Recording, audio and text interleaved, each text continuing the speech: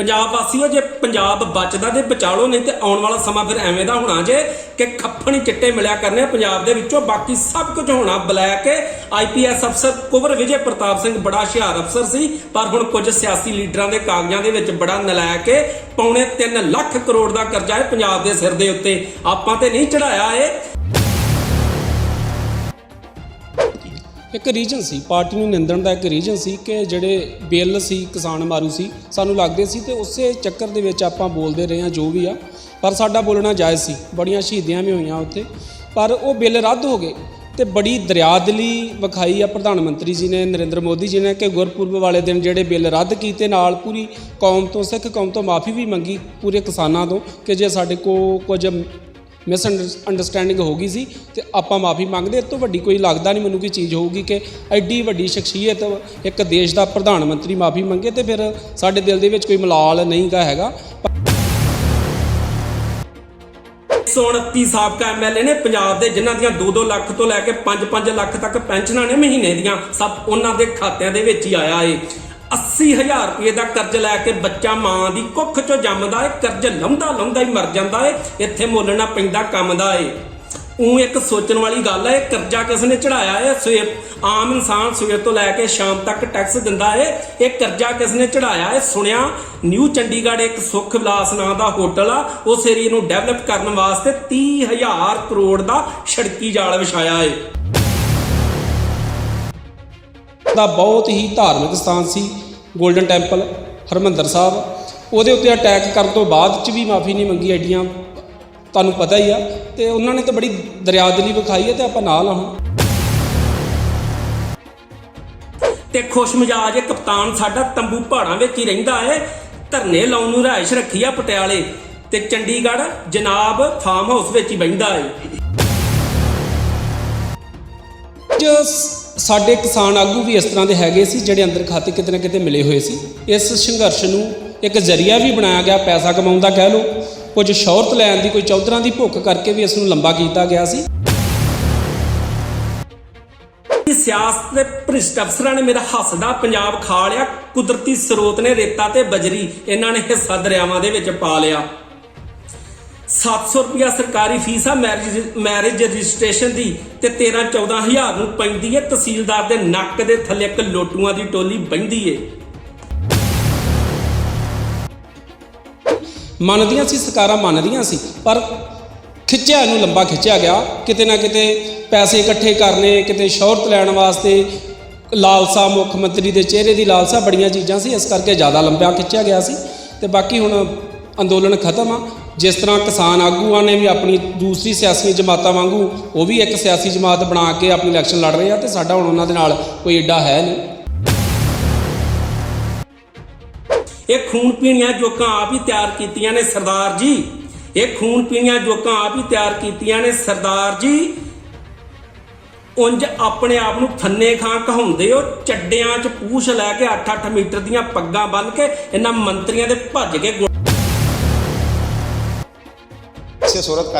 ਮੈਂ ਕਿਸਾਨੀ ਦੇ ਨਾਲ ਜਦੋਂ ਜੁੜਿਆ ਸੀ, ਉਦੋਂ ਵੀ ਮੇਰੀ ਆਵਾਜ਼ ਜਿਹੜੀ ਬੁਲੰਦ ਹੁੰਦੀ ਸੀ, ਕਿਸਾਨੀ ਮੁੱਦਿਆਂ ਨੂੰ ਲੈ ਕੇ ਹੁੰਦੀ ਸੀ। ਜੇ ਮੈਂ ਅੱਜ BJP ਜੁਆਇਨ ਕੀਤੀ ਆ, ਤੇ ਅੱਜ ਵੀ ਜਿਹੜੀ ਮੇਰੀ ਆਵਾਜ਼ ਆ ਕਿਸਾਨੀ ਨੂੰ ਲੈ ਕੇ ਹੀ ਉੱਠੇਗੀ। ਮੈਂ ਗਲਤ ਨੂੰ ਗਲਤ ਕਹਿਣ ਵਾਲਾ ਬੰਦਾ ਵਾਂ, ਸਹੀ ਨੂੰ ਸਹੀ ਕਹਿਣਾ। केरला ते बंगाल चों कुछ सिक्ख्या लै लिओ, अपना जमीर जगा लिओ, जथेबंदियां तो अपन 117 अनाउंस करवा लिओ, नहीं तो जुत्तियां ही खांदे आए हो अजे तक। अकालियां तो खा लियां, चाहे कांग्रसियां तो, ते 2022 च भी फिर खा लिओ। ਕਿਸੇ ਸੂਬੇ ਦੇ ਵਿੱਚ ਸਰਕਾਰ ਬਣਾਉਣੀ ਹੈ, ਇਹ ਨਹੀਂ ਹੈ ਕਿ ਅੱਜ ਬਣਾਈ ਹੈ ਤੇ ਅੱਗੇ ਅਗਲੀ ਵਾਰੀ ਨਹੀਂ ਬਣਾਉਣੀ। ਜੇ ਕਮਿਟਮੈਂਟ ਕੀਤੀ ਹੈ ਤਾਂ ਕਮਿਟਮੈਂਟ 'ਤੇ ਪੱਕਾ ਰਹਿਣਾ ਪਊਗਾ। ਫਿਰ ਦੁਬਾਰਾ ਅੰਦੋਲਨ ਖੜਾ ਹੋਊਗਾ, ਤਾਂ ਉਹਨਾਂ ਨੂੰ ਕੀ ਲੋੜ ਵਾ ਦੁਬਾਰਾ ਇਸ ਲੈਵਲ ਦਾ ਅੰਦੋਲਨ ਖੜਾ ਕਰਨ ਵਾਸਤੇ, ਜਦੋਂ ਕਿਸਾਨਾਂ ਨੇ ਕਹਿ ਦਿੱਤਾ ਕਿ ਸਾਡੇ ਹੱਕ ਦੇ ਨਹੀਂ ਆ, ਸੈਂਟਰ ਨੇ ਰੱਦ ਕਰ ਦਿੱਤੇ। ਦੁਬਾਰਾ ਕੋਈ ਵੀ ਇੱਦਾਂ ਦੀ ਨਹੀਂ ਰਿਸਕ ਨਹੀਂ ਲਏਗਾ ਕੋਈ ਵੀ ਪਾਰਟੀ, ਸਿਆਸੀ ਪਾਰਟੀ, ਕਿ ਦੁਬਾਰਾ ਇੱਦਾਂ ਦਾ ਫਿਰ ਪ੍ਰੋਪੇਗੈਂਡਾ ਹੋਵੇ।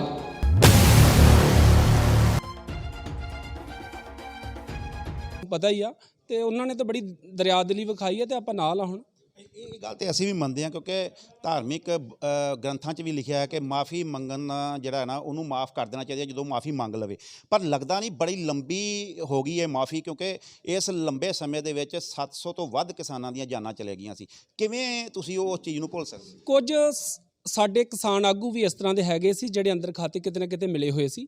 ਇਸ ਸੰਘਰਸ਼ ਨੂੰ ਇੱਕ ਜ਼ਰੀਆ ਵੀ ਬਣਾਇਆ ਗਿਆ, ਪੈਸਾ ਕਮਾਉਣ ਦਾ ਕਹਿ ਲਓ, ਕੁਝ ਸ਼ੌਹਰਤ ਲੈਣ ਦੀ, ਕੋਈ ਚੌਧਰਾਂ ਦੀ ਭੁੱਖ ਕਰਕੇ ਵੀ ਇਸ ਨੂੰ ਲੰਬਾ ਕੀਤਾ ਗਿਆ ਸੀ।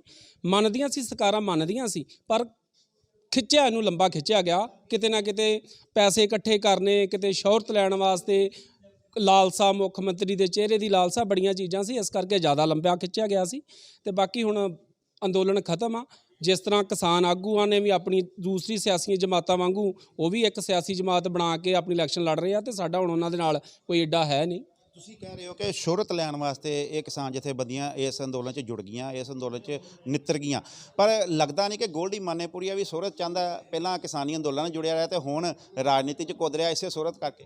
ਮੈਂ ਕਿਸਾਨੀ ਦੇ ਨਾਲ ਜਦੋਂ ਜੁੜਿਆ ਸੀ ਉਦੋਂ ਵੀ ਮੇਰੀ ਆਵਾਜ਼ ਜਿਹੜੀ ਬੁਲੰਦ ਹੁੰਦੀ ਸੀ, ਕਿਸਾਨੀ ਮੁੱਦਿਆਂ ਨੂੰ ਲੈ ਕੇ ਹੁੰਦੀ ਸੀ। ਜੇ ਮੈਂ ਅੱਜ ਬੀਜੇਪੀ ਜੁਆਇਨ ਕੀਤੀ ਆ ਤੇ ਅੱਜ ਵੀ ਜਿਹੜੀ ਮੇਰੀ ਆਵਾਜ਼ ਆ ਕਿਸਾਨੀ ਨੂੰ ਲੈ ਕੇ ਹੀ ਉੱਠੇਗੀ। ਮੈਂ ਗਲਤ ਨੂੰ ਗਲਤ ਕਹਿਣ ਵਾਲਾ ਬੰਦਾ ਵਾਂ, ਸਹੀ ਨੂੰ ਸਹੀ ਕਹਿਣ ਵਾਲਾ। ਲੱਗਦਾ ਨਹੀਂ ਤੁਹਾਨੂੰ ਜਦੋਂ ਰਾਜਨੀਤੀ ਦੇ ਚੱਲਦਿਆਂ ਜਦੋਂ ਚੋਣਾਂ ਦਾ ਮੈਦਾਨ ਨਿੱਤਰਦੇ ਨੇ, ਚੋਣਾਂ ਆ ਜਾਂਦੀਆਂ ਨੇ, ਉਦੋਂ ਕਹਿੰਦੇ ਨੇ ਕਿ ਰਾਜਨੀਤਿਕ ਲੋਕ ਜਿਹੜੇ ਨੇ ਉਹ ਹਰ ਇੱਕ ਵਾਅਦਾ ਕਰਦੇ ਨੇ, ਹਰ ਇੱਕ ਚੀਜ਼ ਨੂੰ ਮੰਨ ਵੀ ਲੈਂਦੇ ਨੇ, ਪਰ ਤੁਹਾਨੂੰ ਲੱਗਦਾ ਕਿ ਜਿੱਦਾਂ ਇਹ ਕਿਸਾਨੀ ਅੰਦੋਲਨ ਦੇ ਚੱਲਦਿਆਂ ਕਾਨੂੰਨ ਵਾਪਸ ਲਏ ਗਏ ਤਾਂ ਮਾਫੀ ਵੀ ਮੰਗੀ ਗਈ, ਤਾਂ ਹੁਣ ਚੋਣਾਂ ਨੇ, ਉਸ ਤੋਂ ਬਾਅਦ ਲੱਗਦਾ ਕਿ ਬੀਜੇਪੀ ਇਹਨਾਂ ਚੀਜ਼ਾਂ ਦੇ ਉੱਤੇ ਕਾਇਮ ਰਹੇਗੀ? ਕਿਉਂਕਿ ਜਿਹੜੇ ਮੰਤਰੀ ਸਨ ਖੇਤੀਬਾੜੀ, ਉਹਨਾਂ ਦਾ ਕਹਿਣਾ ਸੀ ਕਿ ਅਸੀਂ ਇਹ ਦੁਬਾਰਾ ਲਿਆਵਾਂਗੇ ਖੇਤੀ ਕਾਨੂੰਨ।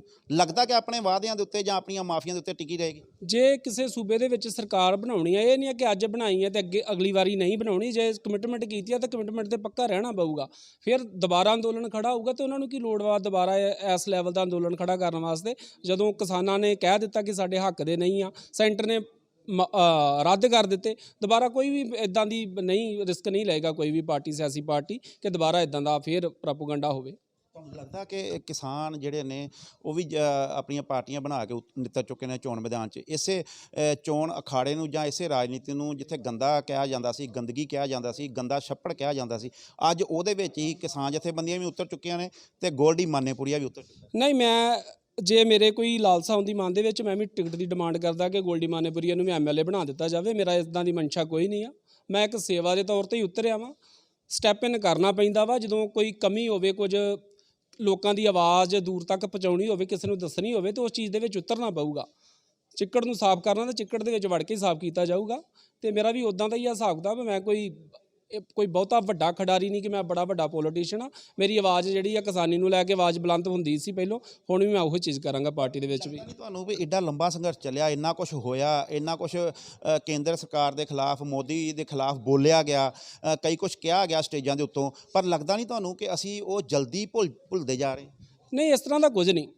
ਕਿਸਾਨੀ ਅੰਦੋਲਨ 13 ਮਹੀਨੇ 14 ਮਹੀਨੇ ਚੱਲਿਆ ਲੰਬਾ, ਪਰ ਆਪਾਂ ਅਚੀਵਮੈਂਟ ਵੀ ਤਾਂ ਕੀਤੀ। ਉਹ ਕਾਨੂੰਨ ਰੱਦ ਹੋ ਗਏ ਤੇ ਫਿਰ ਸਾਡੇ ਕੋਈ ਦਿਲ ਦੇ ਵਿੱਚ ਇਦਾਂ ਦਾ ਮਲਾਲ ਰਹਿਣਾ ਨਹੀਂ ਚਾਹੀਦਾ। ਬਾਕੀ ਸਿਆਸੀਆਂ ਪਾਰਟੀਆਂ ਵਾਂਗੂ, ਜਿਸ ਤਰ੍ਹਾਂ ਕਾਂਗਰਸ ਆ, ਅਕਾਲੀਏ ਨੇ, ਉਸ ਤਰ੍ਹਾਂ ਹੀ ਬੀਜੇਪੀ ਜਮਾਤ ਹੈ। ਇੱਕ ਕੋਈ ਵੱਖਰੀ ਗੱਲ ਤਾਂ ਹੈ ਨਹੀਂ।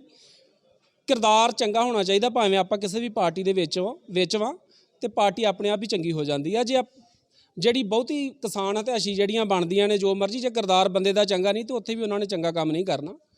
ਗੋਲਡੀ ਮਾਨੇਪੁਰੀਆ ਨੂੰ ਕੀ ਲੱਗਦਾ, ਕੀ ਗਰੰਟੀ ਲੱਗਦੀ ਆ ਗੋਲਡੀ ਮਾਨੇਪੁਰੀਆ ਨੂੰ ਕਿ ਜਦੋਂ ਮੈਜੋਰਟੀ ਦੇ ਵਿੱਚ ਭਾਜਪਾ ਆਏਗੀ ਫਿਰ ਦੁਬਾਰਾ ਉਸ ਤਰੀਕੇ ਦਾ ਵਤੀਰਾ ਉਹਦਾ ਨਾ ਹੋ ਜਾਏਗਾ? ਕਿਉਂਕਿ ਜਿਸ ਤਰੀਕੇ ਦਾ ਵਤੀਰਾ ਪਿੱਛੇ ਚੱਲਿਆ, ਲੱਗਦਾ ਨਹੀਂ ਤੁਹਾਨੂੰ ਜੇ ਫਿਰ ਪੂਰਨ ਮੈਜੋਰਟੀ 'ਚ ਰਹਿੰਦੀ ਆ ਉਹ, ਜਾਂ ਆਪਣੀ ਸੱਤਾ ਕਾਇਮ ਕਰਦੀ ਆ, ਤੇ ਫਿਰ ਦੁਬਾਰਾ ਉਸੇ ਮਾਹੌਲ ਤੇ ਉਸੇ ਸੁਭਾਅ 'ਤੇ ਨਹੀਂ ਉਤਰ ਆਏ? ਨਹੀਂ, ਇਸ ਤਰ੍ਹਾਂ ਨਹੀਂ ਹੁੰਦਾ। ਲੋਕਤੰਤਰ ਦੇ ਵਿੱਚ ਲੋਕ ਵੱਡੇ ਹੁੰਦੇ ਨੇ, ਮੰਤਰੀ ਵੱਡੇ ਨਹੀਂ ਹੁੰਦੇ। ਇਸ ਤਰ੍ਹਾਂ ਦਾ ਰਿਸਕ ਨਹੀਂ ਲਿਆ ਜਾਏਗਾ। ਜਦੋਂ ਪਤਾ ਵਾ ਕਿ ਇੰਨਾ ਵੱਡਾ ਅੰਦੋਲਨ ਛਿੜ ਗਿਆ ਸੀ ਇਹ ਕੰਮ ਕਰਨ ਦੇ ਨਾਲ, ਦੁਬਾਰਾ ਇਦਾਂ ਦੀ ਸ਼ਾਖ ਨਹੀਂ ਖਰਾਬ ਕੀਤੀ ਜਾਏਗੀ। ਗੋਲਡੀ ਮਾਨੇਪੁਰੀਆ ਵੱਲੋਂ ਕਿਉਂ ਹੀ ਬੀਜੇਪੀ ਨੂੰ ਹੀ ਕਿਉਂ ਚੁਣਿਆ ਗਿਆ? ਚੰਗੀਆਂ ਨੀਤੀਆਂ ਨੇ ਜਦੋਂ ਵਿੱਚ ਵੜਿਆ ਤਾਂ ਫਿਰ ਪਤਾ ਲੱਗਾ ਕਿ ਇੱਕ ਨੈਰੇਟਿਵ ਫੈਲਾਇਆ ਗਿਆ। ਬਾਕੀ ਜੇ ਬੀਜੇਪੀ ਮਾੜੀ ਆ ਤੇ ਜਿਨ੍ਹਾਂ ਨੇ 70 ਸਾਲ ਰਾਜ ਕੀਤਾ, ਕਦੀ ਕਾਂਗਰਸੀ ਆ ਗਿਆ, ਅਕਾਲੀ ਆ ਗਏ, ਤੇ ਕਿਉਂ ਕਿਸਾਨ ਸੁਸਾਈਡਾਂ ਕਿਉਂ ਕਰਦੇ ਸੀ? ਜੇ ਇਹਨਾਂ ਦੀਆਂ ਨੀਤੀਆਂ ਚੰਗੀਆਂ ਸੀ ਤੇ ਕਿਸਾਨੀ ਜਿਹੜੀ ਆ ਉੱਪਰ ਵਾਲੇ ਲੈਵਲ ਤੇ ਕਿਉਂ ਨਹੀਂ ਗਈ? ਬੀਜੇਪੀ ਤੇ ਪੰਜਾਬ 'ਚ ਆਇਆ ਹੀ ਨਹੀਂ। ਇੱਕ ਵਾਰੀ ਇਹਨਾਂ ਨੂੰ ਵੀ ਮੌਕਾ ਦੇ ਕੇ ਵੇਖ ਲਓ। ਮੈਂ ਤਾਂ ਲੋਕਾਂ ਨੂੰ ਇਹੋ ਕਹੂੰਗਾ, ਇਹਨਾਂ ਨੇ ਮਾੜਾ ਥੋੜ੍ਹੀ ਕੀਤਾ ਕੁਝ, ਬਿੱਲ ਰੱਦ ਹੋ ਗਏ, ਬਣੇ ਰੱਦ ਹੋ ਗਏ, ਪਰ ਜਿਹੜੀਆਂ ਮੌਜੂਦਾ ਸਰਕਾਰਾਂ ਵਾਰੀ-ਵਾਰੀ ਜਿਹੜੀਆਂ ਸੁੱਖ ਭੋਗਦੀਆਂ ਰਹੀਆਂ ਨੇ ਸੱਤਾ ਦਾ, ਉਹਨਾਂ ਦੇ ਰਾਜ ਦੇ ਵਿੱਚ, ਉਹਨਾਂ ਦੇ ਕਾਰਜਕਾਲ ਦੇ ਵਿੱਚ ਕਿਸਾਨੀ ਜਿਹੜੀ ਕਿੰਨੀ ਕੁ ਉੱਪਰ ਸੀ। ਤੇ ਇਹ ਮੈਨੂੰ ਲੱਗਦਾ ਵਾ ਕਿ ਜਿੱਦਾਂ ਦੀਆਂ ਨੀਤੀਆਂ ਨੇ ਮੋਦੀ ਸਾਹਿਬ ਹੁਣਾਂ ਦੀਆਂ, ਬੀਜੇਪੀ ਦੀਆਂ, ਕਿਸਾਨੀ ਜਿਹੜੀ ਪੰਜਾਬ ਦੀ ਉੱਪਰ ਜਾਏਗੀ ਆਉਣ ਵਾਲੇ ਸਮੇਂ ਦੇ ਵਿੱਚ। ਜੀ ਬਿਲਕੁਲ, ਇਹ ਸਨ ਸਾਡੇ ਨਾਲ ਗੋਲਡੀ ਮਾਨੇਪੁਰੀਆ ਸਾਬਕਾ ਫੌਜੀ, ਜਿਨ੍ਹਾਂ ਦੇ ਵੱਲੋਂ ਕਿਸਾਨੀ ਅੰਦੋਲਨ ਦੇ ਵਿੱਚ ਲੰਬਾ ਸਾਥ ਦਿੱਤਾ ਗਿਆ, ਅਲੱਗ-ਅਲੱਗ ਤਰੀਕਿਆਂ ਨਾਲ ਸਹਿਯੋਗ ਦਿੱਤਾ ਗਿਆ, ਯੋਗਦਾਨ ਪਾਇਆ ਗਿਆ, ਪਰ ਕਿਤੇ ਨਾ ਕਿਤੇ ਜਿਸ ਪਾਰਟੀ ਦੇ ਖਿਲਾਫ ਜਾਂ ਜਿਸ ਪ੍ਰਧਾਨ ਮੰਤਰੀ ਦੇ ਖਿਲਾਫ ਇਹ ਬੋਲਦੇ ਰਹੇ, ਅੱਜ ਉਹਨਾਂ ਦੀ ਹੀ ਪਾਰਟੀ 'ਚ ਸ਼ਾਮਿਲ ਹੋ ਗਏ ਹਨ। ਕਹਿੰਦੇ ਹਨ ਕਿ ਨੀਤੀਆਂ ਚੰਗੀਆਂ ਹਨ ਤਾਂ ਇਹੀ ਨੀਤੀਆਂ ਦੇਸ਼ ਨੂੰ ਅੱਗੇ ਲਿਜਾ ਸਕਦੀਆਂ ਹਨ, ਪਰ ਦੇਖਣਾ ਹੁਣ ਇਹ ਹੋਏਗਾ ਕਿ ਆਉਣ ਵਾਲੇ ਸਮੇਂ ਵਿੱਚ ਭਾਜਪਾ ਦੀਆਂ ਇਹ ਨੀਤੀਆਂ ਦੇਸ਼ ਨੂੰ ਅੱਗੇ ਲਿਜਾਣ 'ਚ ਕਿੰਨਾ ਕੁ ਸਹਿਯੋਗ ਪਾਉਂਦੀਆਂ ਹਨ, ਕਿੰਨਾ ਕੁ ਯੋਗਦਾਨ ਦਿੰਦੀਆਂ ਹਨ। Mini pocket Batala. ਗੁਰੂ ਨਾਨਕ ਦੀ ਧਰਤੀ ਉੱਤੇ ਸੇਵਾ ਕਰਦਾ ਗੁਰੂ ਦਾ ਲਾਲ, ਸਭ ਦੇ ਕੰਮ ਨੂੰ ਕੰਮ ਸਮਝਦਾ, ਦਿਲੋਂ ਹੈ ਜੁੜਿਆ ਲੋਕਾਂ ਨਾਲ। ਗੁਰੂ ਨਾਨਕ ਦੀ ਧਰਤੀ ਤੇ ਸੇਵਾ ਕਰਦਾ ਗੁਰੂ ਦਾ ਲਾਲ, ਸਭ ਦੇ ਕੰਮ ਨੂੰ ਕੰਮ ਸਮਝਦਾ, ਦਿਲੋਂ ਹੈ ਜੁੜਿਆ ਲੋਕਾਂ ਨਾਲ। ਨਾ ਲਾਲਚ ਨਾ ਲੋਭ, ਸੱਚਾ ਸੁੱਚਾ ਹੈ ਇਰਾਦਾ, ਸੁਲਤਾਨਪੁਰ 'ਚ ਹੋਵੇ ਸੁੱਖ ਤੇ ਸਕੂਨ, ਕੈਪਟਨ ਹਰਵਿੰਦਰ ਸਿੰਘ ਦਾ ਇਹੋ ਹੈ ਜਨੂਨ। ਸੁਲਤਾਨਪੁਰ 'ਚ ਹੋਵੇ ਸੁੱਖ ਤੇ ਸਕੂਨ, ਕੈਪਟਨ